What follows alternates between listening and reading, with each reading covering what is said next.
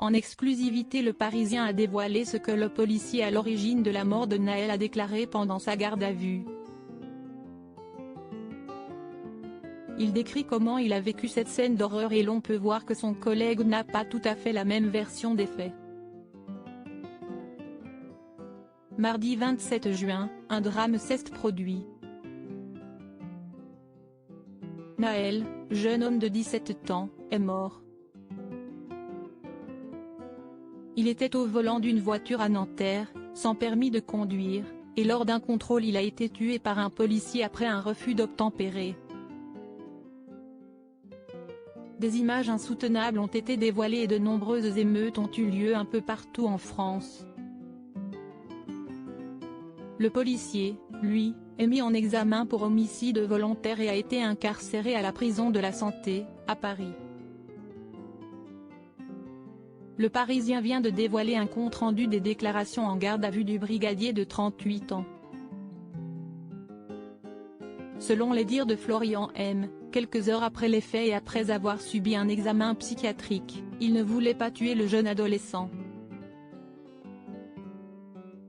Il en était à son 9e jour de travail consécutif et ce jour-là, au petit matin, avec son collègue, il a repéré une Mercedes dont le moteur vrombissait et qui circulait dans la voie de bus.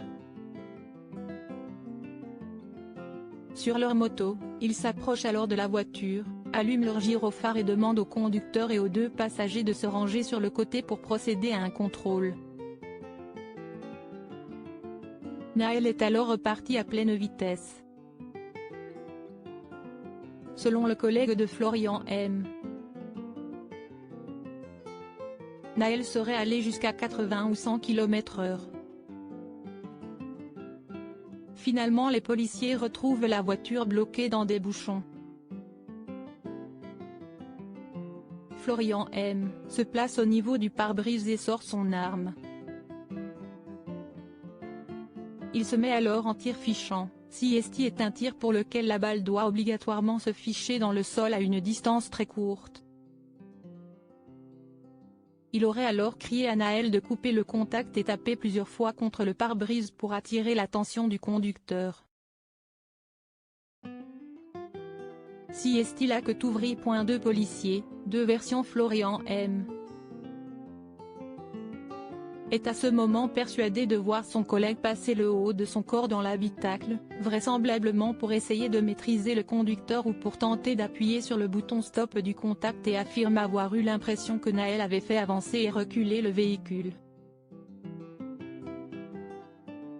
Florian M., un peu poussé, s'est senti en danger et a craint pour son coéquipier que l'adolescent l'embarque dans sa fuite. Si est-il là qu'il tire. Comme l'explique le Parisien, le collègue a expliqué qu'il n'avait en réalité que le bras dans la Mercedes et que Nahel avait bien, après 10 à 15 secondes, coupé le contact du véhicule.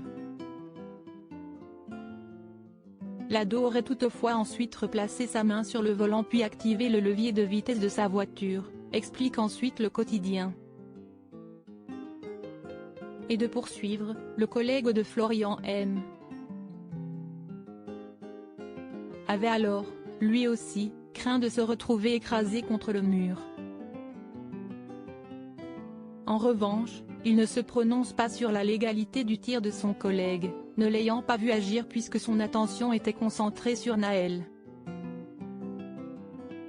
Autre déclaration importante, le policier à l'origine du tir affirme ne jamais avoir prononcé la phrase « Tu vas prendre une balle dans la tête ».